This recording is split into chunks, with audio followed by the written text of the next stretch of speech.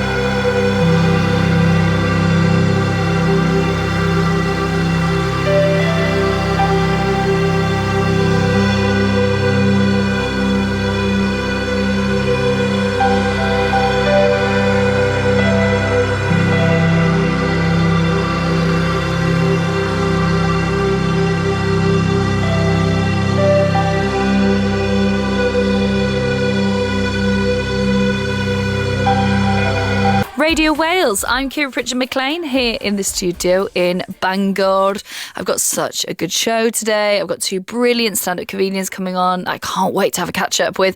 But also, I'm very inspired by the news this week. You may have seen this story that some very rare P.G. Wodehouse books were rescued on their way to a tip in Monmouth. And thankfully, the very clever people working there recognised that these books were actually quite precious and they were rescued. So I would love to hear from you guys today about the worst things that have ever been thrown out, either by you or in your name.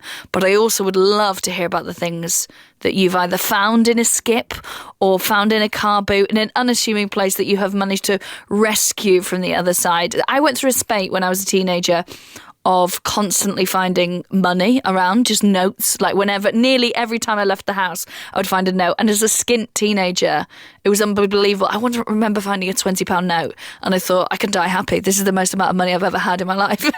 And I'd seen that there was no one around. It was in the middle of a field. It was at a festival, but no one else was around. And I was like, oh my gosh. And I didn't know what to do. So I walked up to it and I was like, that can't be a £20 note.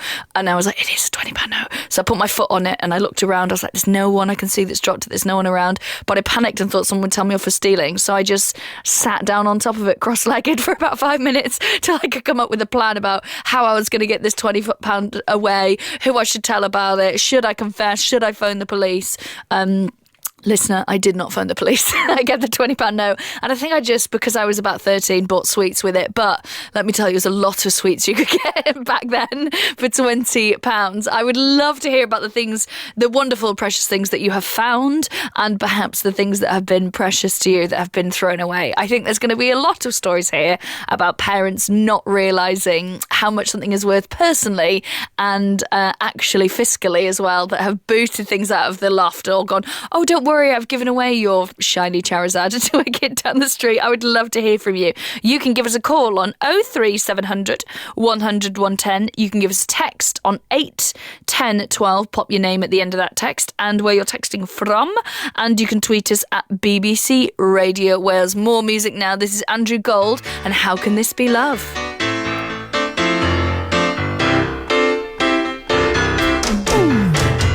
How can this be love if it makes us cry? How can this be love if it makes us cry? I thought love was everything. I believed in all the good things it would bring. We have hurt each other bad, and I'm afraid to lose the loving that we had. I tried to make it good, I did the best I could. Oh, how can this be love if it makes us cry? How can this be love if it makes us cry? Ask my mama what to do. Is it just a passing thing we're going through? She said, baby, don't be blue.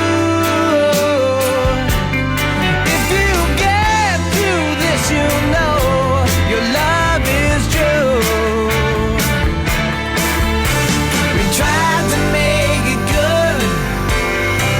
We did the best we could. How can this be love if it makes us cry? How can this be love if it makes us cry?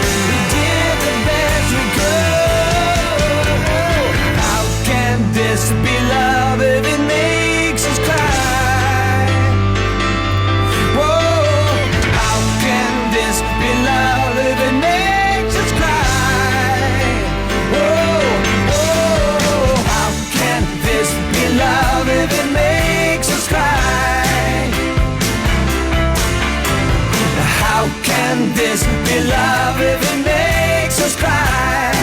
Tell me, mama. Whoa, how can this be love if it makes us cry? Whoa, how can this be love if it makes us cry? Whoa, how can this be love if it makes us cry? How can this be love if it makes us cry? Andrew Gold there. How can this be love? You're listening to BBC Radio Wales. I'm Kiri Pritchard McLean, and inspired by the story this week that some very rare, expensive, precious books, P.G. Wodehouse books, were nearly chucked into a tip. But thankfully, eagle-eyed people working at the tip in Monmouth, no less, managed to rescue them out there. I wanted you guys to get in contact with your tales of things that have been thrown away or things that you have managed to rescue from being thrown away. And it turns out that there's some absolutely amazing stories here. There's one two-parter in particular I'd like to share with you, but I'm going to wait till later because I do think it's the kind of time where I have to risk it that no one is still eating when I tell the story. This is a great example from Ian on Twitter, who says, my dad took a few black bin liners full of rubbish. Now, rubbish is inverted commas, that were in the garage. A few weeks later, Mum wanted to know where the Christmas presents were that she had been hiding from me and my sisters. They were not recovered. And Ian adds, it still gets brought up every year. Of course it does, Ian, because that's the reason that your parents separated, I imagine. Or if they didn't, that is the reason that they stay up all night arguing. Oh gosh, do you know what? I feel so much because that is the kind of thing that I would do. I'm terrible for my family. I'll buy Christmas presents all year and then I'll wrap them as I go and then I'll squirrel them away places. And that's exactly the kind of thing that my partner would be like, oh, look at this pile of rubbish in the corner and bits of wrapping paper, and throw it away. So, oh gosh, that's given me the fear now. If you've got any stories like that of things that you have seen thrown away, perhaps your precious things have been binned and it's turned out that, you know, they were your favourite possessions, or you have come across something that someone else is getting rid of and didn't know the value of, or you've come across something in a skip. That's my favourite thing to do, by the way. The thing my father and I bond over is pulling things out of skips, with permission, of course. You can give us a call on 03700 100 110. You can text us on 81012. Pop your name at the end and where you're texting from. And you can tweet us at BBC Radio Wales. In just a second, I will be chatting to a fantastic stand-up comedian, a very talented performer and writer, and now an author as well. What a clever clogs. You will have seen him on things like Mock the Week. It's the fantastic Alistair Beckett-King. I can't wait to have a scourse, have a chat with him. But we're going to have a bit of Taylor Swift after this.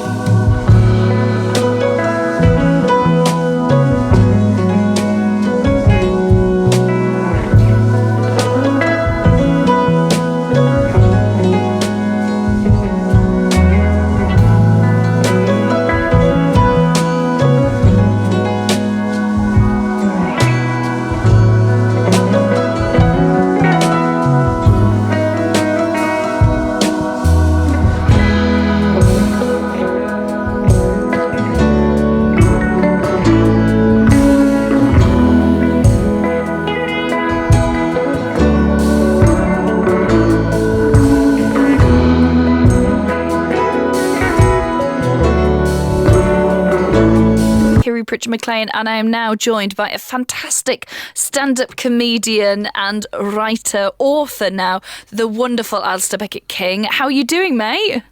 I'm doing very well. Thank you for having me on the show. Oh my gosh, absolute pleasure. Because also, I know you, obviously we've known each other quite a long time. We've gigged it. We started gigging about the same time together, I think. I think so. It was so long ago. Things were different then. That's true. Pre-pandemic, everything was a long time ago. Yes, it was in the other time. But in sort of like ruffling around and making sure that I'm talking about everything you've got going on, I found out that you're doing even more than I knew you were doing. You are incredibly... Such a good boy. Yes, you are such a good boy. You are such a hard-working good boy. I only agreed to come on if you said I was a good boy.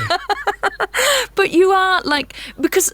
This is what I'm amazed at, is the sort of the fact that you've just casually written a book, which we will get onto. You'll have a lot of turnover as a stand-up. Whenever I see you, you've got new bits, and they're not like knocking around. They're always fantastically honed, brilliant bits.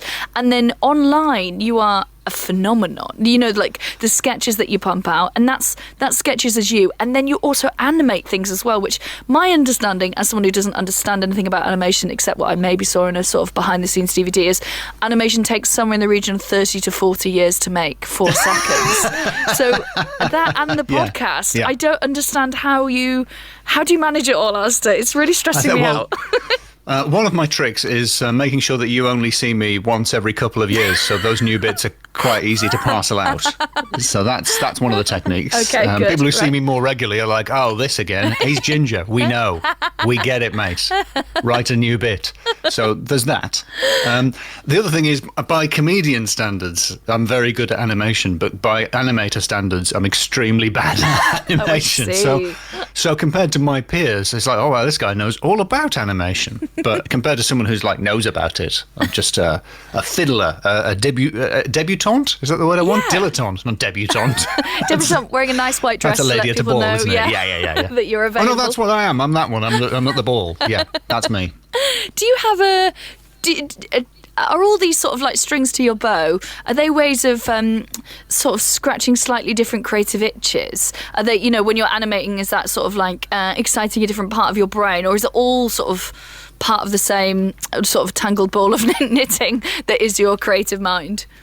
Well, thank you for asking. Well, you do a lot of things as well, so I think you know that relaxing is for many of us not very enjoyable, and so you often think, you know, what if I had another second project I could hop onto for a break, and then very quickly that project becomes really stressful, and then you think I need something else, and I need to do knitting or build a tree house. So you just have to keep adding new things.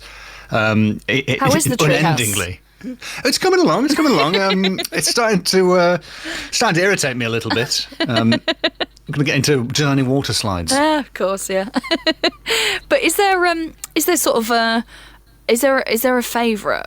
You know, if you had to pick the one, because people always ask me about that, like, is there one that you like the most? But I find after being on tour this year that I gig for the first time this year, which is not like me, this week, day before yesterday, and normally I would gig sort of 4, 5, 6 times a week, but I was absolutely ready to not do stand-up for quite a long time after being on tour with it, and I never thought I'd get sick of it, but I was at that stage after touring. What about you? Do you ever feel like you need a break? Well, that's an exciting prospect to look forward to, because I'm touring this year, but for the first time. So, and for the last few weeks, it's been all about the book. So, I haven't gigged nearly as much just over the last few weeks as I normally would. And the annoying thing about it is that stand-up, I think, is the enjoyable one. I never intended to become a stand-up comedian. I just started doing it because I thought, oh, that will teach me how to be like a scriptwriter or something. And it just turns out it's just people laughing at the end of the jokes is very satisfying. Don't you think? That Yes. Rather than you having to wait and get an email saying, yeah, we liked it, or a tweet, like people actually being there and immediately laughing it satisfies something in me. It's interesting that you're doing your first tour, because I would have assumed that this would be your third tour, because you are very well loved in the comedy world, and you have such a huge following online now from doing these sketches, which do you know what I'll say it annoys me is when someone I know is like, oh my gosh, you have to see this comedian, and I'm like, please don't send me my friend being brilliant. Like, send me. Yeah. But I imagine it's open. I remember to seeing him everything dying in a basement in Edinburgh. I don't need to see him doing something funny on YouTube. Thank you very much. Day after day. We all died in Day our after basement. day, lunchtime after lunchtime, as I think that gig was. We did a show together for a whole month, which was at 5 minutes past 12, and let me tell Which is you, if you don't know about comedy, that is the ideal time for stand-up comedy. 5 minutes past 12 in the afternoon. especially my kind of comedy as well. Me trying to just sort of be coarse in front of a nice American family who are looking to burn some time before their lunch reservation. Yeah, 9 Italians who thought it was ballet, just sitting in the front row, all wearing leather and sunglasses. But this tour, the Interventional ABK, I imagine you're sort of finding, like it's a big leap to do your first tour. But I'm so excited about what your audience is going to be, because you are so huge online on Twitter. I imagine TikTok as well. On with your sketches and things like that. Do you think it's going to be? Are you excited to see the kind of person that turns up to see an ABK show? Yeah, well, as you would imagine, I appeal only to the coolest and most attractive people. And generally speaking, that's my sort of perfume ad type people. That's my target demographic. Doing the Edinburgh Fringe this year was a new experience for me because I had there are degrees of blowing up online. Like, some people become world famous in a week, and that didn't happen to me. But I got a lot more views than I was used to during lockdown, and going back and doing the Fringe after that was interesting, because it meant that people were coming to see me slightly knowing who I was beforehand, rather than just going, well, this is a nice flyer, he seems polite, let's give him a chance. And so that was new. And yeah, it is, as you would probably imagine, it's a lot of people wearing like Warhammer t-shirts or Game of Thrones t-shirts. That's it. Those are the two types of t-shirts people wear at my gigs. That's who likes me. On behalf of Wales, when you were saying that only the best-looking sort of charismatic people come to your show, how personally should we take it that you're not doing any dates in Wales? There are no dates in Wales, and the reason for that is I felt this is my first tour, and I felt I wanted to make sure I was good enough before I attempted Wales. Okay. So I thought I would just test it out on England, Scotland, and Northern Ireland. Once I've got a bit of a roll, then maybe we can try Wales. Yeah, a one-off. So sorry about that. I to be fair, I didn't know this situation was going to arise where I was going to be held to account for not doing tour dates in Wales. Oh no, I'll put you up on your xenophobia. Don't you worry about that. So actually, do you know what? If you live where I live, there are some that over the border. Like Manchester would be closer to me for me to go anyway than Cardiff or anything, and Birmingham as well. So you've got some great dates there. Well, that's what I thought. And most people love a little drive, don't they? We absolutely love travelling into England to see culture. Yes. Yeah, that's our favourite. So the Interdimensional ABK is your tour. Tell us a little bit about the show. Well, the premise of the show is that I come from another dimension, which is slightly better. Not loads better, but just everything is ever so slightly better. And which really is a premise for me to do a whimsical observational comedy with a needlessly contrived sci-fi conceit added onto the top of it. The main thing was, I wanted an excuse to do like a big animated Thundercats intro, which I did when I first did this show, which was pre-COVID, pre-lockdown. And then that happened, and I never really got a chance to show it to anyone, and it was finished and everything. So when the opportunity to tour came up, I thought, oh, well, I've still got this thing that I never really showed anyone. So I'm bringing it back, taking out the jokes that have aged really, really badly in some cases, and replacing them with new and better jokes. Interesting. So your sort of half hour on Liz Truss, that's gone, is it? This Liz Truss wasn't even a political thing when I did this show. My stuff about Queen Elizabeth II is probably not going to work now. Yes, of course. Yeah, different air to it. So you're going on this tour, which is fantastic. Also, I wanted to chat to you because I didn't know, this is the thing that I found out about, is you have a podcast which sounds so unbelievably up my street. I cannot believe it. So tell us about Lawmen. So James Shakeshaft and I do a podcast called Lawmen, which is a funny investigation of local legends. So not famous things like the Loch Ness Monster and Robin Hood. Though, not the ones who've had the Hollywood treatment, but the ones that you only know about if you live in that town, like the ghost of a duck that haunts a particular road. That was one of the first stories we did. Terrified the local villagers in the Cotswolds, I think it was. So really rubbish things that just haven't got, where the monsters and witches and ghosts don't have star quality.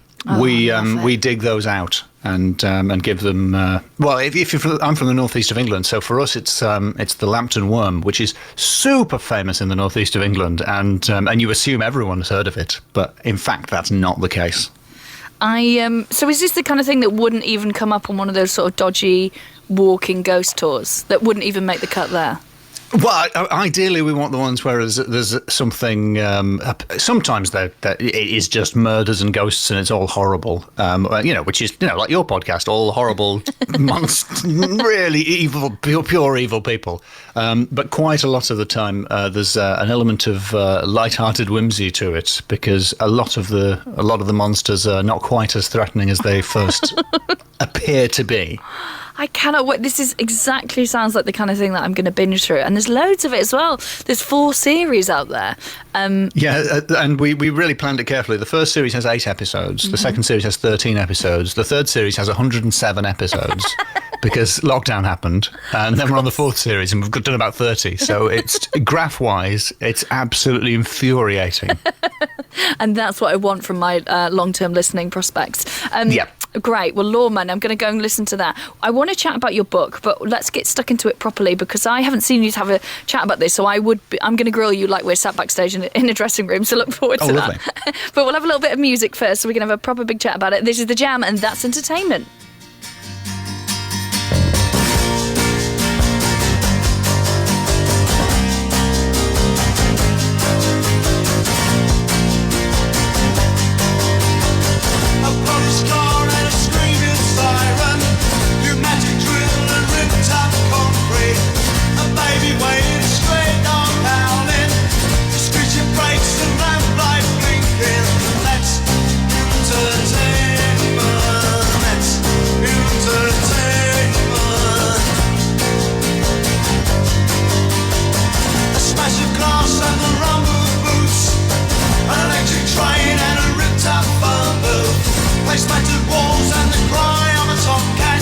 Lights going out and I'm kicking the balls. I say that's entertainment.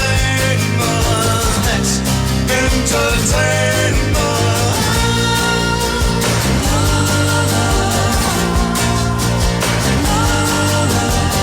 Days of speed and slow time Mondays. Sit down with rain, pouring Wednesday. Watching the news and not eating your tea. A freezing cold flat and down on the walls. I say that's entertainment. That's entertainment. Waking up at 6 a.m. in a cool warm morning, opening the windows and breathing in petrol. An amateur band rehearsing in a nearby yard, watching the telly and thinking back to holidays. That's entertainment. That's entertainment. La la la la la la la la.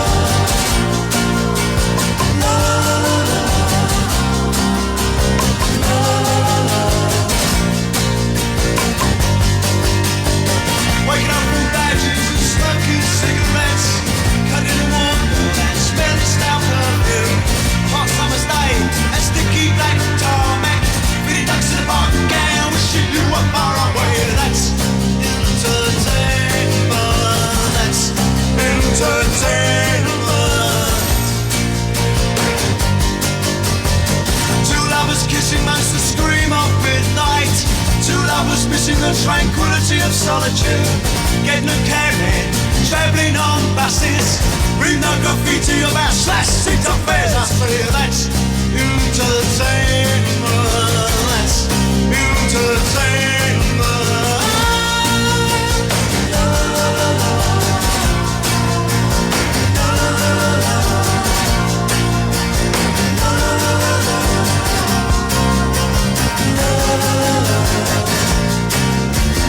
La la la la.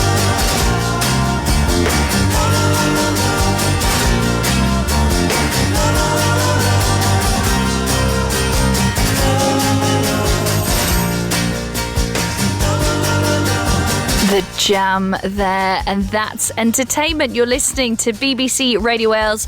I am chatting to the fantastic stand-up comedian Alistair Beckett-King, who you will have seen all over your television on things like Mock the Week. He's on tour at the moment. He's snubbing Wales, but he is just over the border. Deliberately insulting Wales, yes. Deliberately making a slight on our country and its character. But what I was so excited to see is that you've written a book, which I always think is the purest form of legacy, because as stand-ups, we make shows, and even if they're filmed and sort of put out there, I just think that it just feels much more ethereal than a thing that you can hold in your hand like a book. It's so exciting. I want to know, first of all, how it came about. Well, first of all, I really appreciate you getting me on to talk about the book on the day where the main theme is a load of books being thrown in the bin. So I don't think I didn't notice that. My subliminal. So, Alistair, your legacy, the theme be just like absolute trash, like literally thrown the future away. pulp that is your book. It came out of, like many things for me recently, it came out of work I was doing online during lockdown. On Twitter, I did an interactive murder mystery. Wow. Where for a week I did an interview with a new suspect, and people on Twitter could vote about what they wanted to do, questions they wanted to ask, and try and solve the mystery.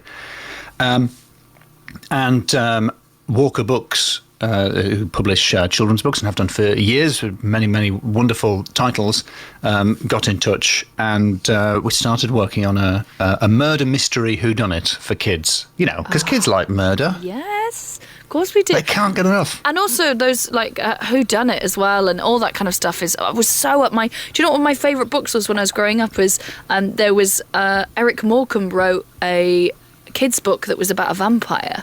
Yes, and it's I remember so it. Brilliant. Yeah, I've got a very tatty copy in my house that I was showing off to someone yesterday because I was like, this is so good. And I just think that comics, because our brains are arrested, so we're perfect to write young adult young adult fiction stuff. So tell us a little bit more about what the actual book is about then.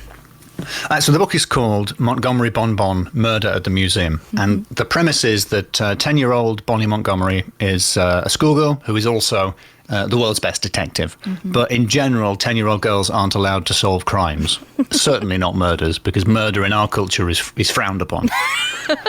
So what she does is she puts on a beret and a raincoat and a large false moustache, and she solves crimes under the name Montgomery Bonbon instead of Bonnie Montgomery, with her grandpa Banks as her assistant. So it's a straightforward whodunit with and most of the fun of reading it aloud comes from the fact that she does a sort of very bad Poirot-esque foreign accent that nobody's quite sure what the accent is supposed to be. It's just all over the place because she doesn't really speak French. She's just pretending. It sounds absolutely fantastic, and it's such a nice way that it came out of like a lockdown project as well, because I don't imagine that when you were, because I think probably you're like me and you're doing stuff in lockdown to sort of keep your cogs turning, and I think people thought there was largely selfless acts, anyone who's doing something online, but no, that's comedians desperate for any kind of audience doing something for ourselves. But then you really did notice that comedians were doing it because they had to do it rather than because they were being paid to do it. Absolutely, yeah. But then a book coming out of that, a whole world, is so exciting. And what drew you to writing for younger people rather than doing an adult, in inverted commas, murder mystery? Well, I think that it's a whole sort of subgenre of its own now, the children's murder mystery or the children's whodunit. And I think as grown-ups we sort of don't know about that. And when I tell people it's a murder mystery for kids, there's often for kids? Are you allowed to have murder in kids' books? But you are. It was my first question when I spoke to the people at Walker. Can murders happen? And they said, yeah, sometimes. And I was like, okay, we're on. We're in. Let's do it. And it's... Go on, sorry, carry on. No, go ahead. I wanted to ask, because I'm doing the very shallow thing of looking at a book and judging it by its cover. The illustrations are beautiful, and it's a great cover. Yeah. I had nothing to do with the cover as well, so I can compliment the Jamie the designer and Claire Powell the illustrator. Who just Claire is a very experienced children's illustrator and just so talented and funny. Like there's she's principally a sort of comedic illustrator. So like there's jokes in the book that are completely visual and I had nothing to do with, that just come out of her drawings. And it's really enriched the book. It's so nice to see, things I invented be taken to a completely different level with beautiful drawings. Yeah. And how did you find sort of the undertaking of writing a book? Because I think it's something that people have spoken to me about, but I'm like, oh gosh, I just can't see myself sitting at a desk for that length of time. And the thing about stand-up is it's so wonderful and immediate that you have the idea and then you can go on stage that night and kind of know if it's got any legs, if it's got any future. But with a book, and you sit there on your own and then you send it away and then you bite your nails. How did you find that process? Nightmarish, yeah, absolutely awful. We all make fun of authors for being like, I am a writer. It's terribly, the sort of the self-importance of writers. But I sort of appreciate it now because it's, you really have to hold your nerve when you're working on something. Now this is it's a middle grade, so it's 8 to 12-year-olds. So it's not very long. So it's shorter than a novel for adults would be, but still. I have to get from start to finish and through numerous redrafts and wonderful feedback from Grania, my editor at Walker. But kids don't get, it's a kids book. Kids don't get to read it until like this week. So I've been working on it for ages without knowing if the target audience will actually find any of the jokes in it funny. So I know that grown-ups liked it, but unlike stand-up, where like you say, you can find out that evening if a funny idea is actually funny. You really have to be like, well, I hope they like that. I'll find out in 6 months' time. Did you not have any young people in your life that you could go, can you just read this and tell me what you think about it? Well, no. The truth is, you can't just go around giving books to strange children on the street saying, can you work out who did the murder in this? Oh my gosh, that is really genuinely quite frightening then, in that the actual target demographic, you won't know now until it's out there in the world. It's really nerve-wracking. And I am starting to get, tweets from people saying like, oh, my kid really likes it. And I'm sure there's a selection bias going on there because the people whose kids hate it probably aren't going to tweet me to say like, my kid's furious, fuming, absolutely tore the place up, started a fire. But it's really, really nice to know that at least some people's kids are actually enjoying reading it. Yeah, of course. And there must have been a thing as well that it goes out that day and then it's not like a stand-up show where you have to wait an hour or whatever for people to be like, I've got to wait for them to actually read it now. There's a whole book, yeah. It's pages and pages of stuff, yeah. Well, I mean, has this sort of whet your appetite for writing more books, or was it just like, no thank you, I'll put that to bed? There will be more, yes. So this this will not be the last Montgomery Bonbon case. I'm legally and morally obliged to follow it up with another book. Oh, that's amazing. Later this year. But that's so nice, right? Because it means that I bet you learnt so much about the world and writing by writing this first one. And do you feel sort of empowered going into another book, or are you like, I just need, like I am with stand-up, like I just need a break, a palate cleanser before I go back into it? Well, luckily I did get to have a break between finishing the first one and I'm working on the second one right now. But it is a little bit like you might have had this experience with a gig where you've sort of smashed a gig and then you approach something else thinking, I think I know what I'm doing here, and then suddenly something trips you up and you go in too confident and, yes. it doesn't work. So starting on the second one, having done the first, I thought, this will be easy. I've basically nailed literature. And I made the mistake of starting it at the Edinburgh Fringe this year. So thinking, I'll just sit in the flat and write, and then I'll go out and do a gig in the evening and it'll be easy.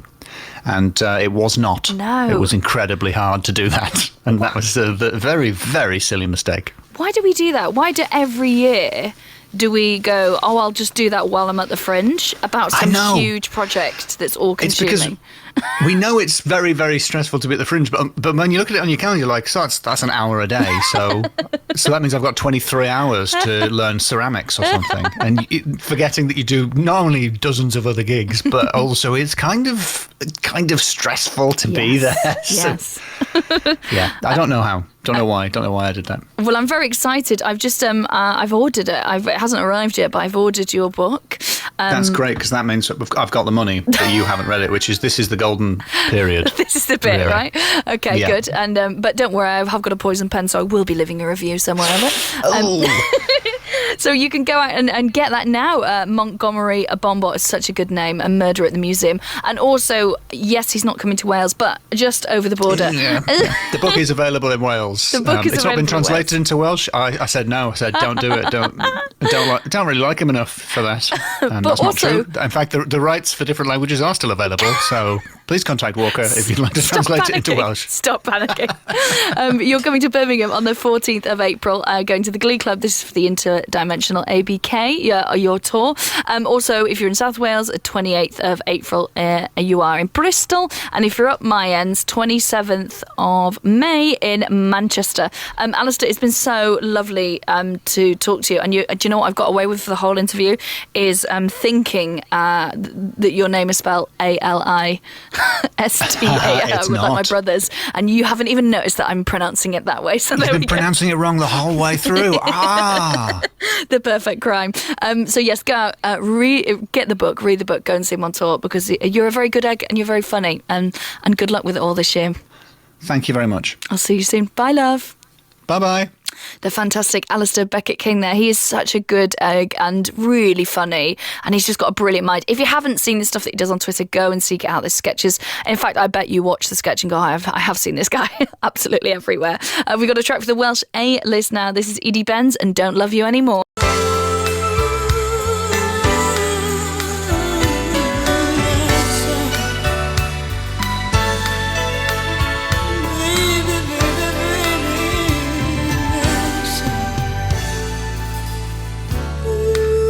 Stand all alone on your own.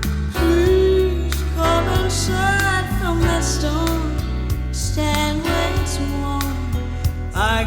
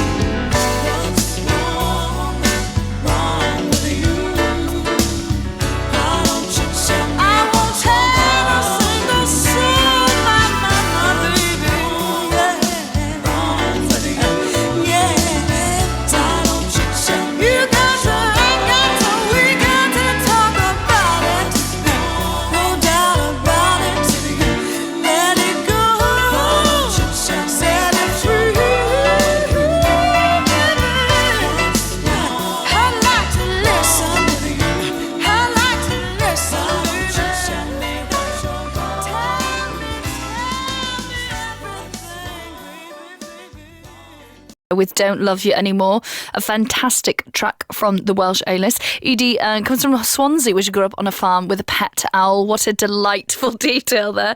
So this is taken from her debut Playing Pretend EP that is out now. Now, she says of this song, Don't Love You Anymore is probably the most literal song I've ever written. I was with someone for a few years and woke up one day and realised I just didn't have feelings for them anymore.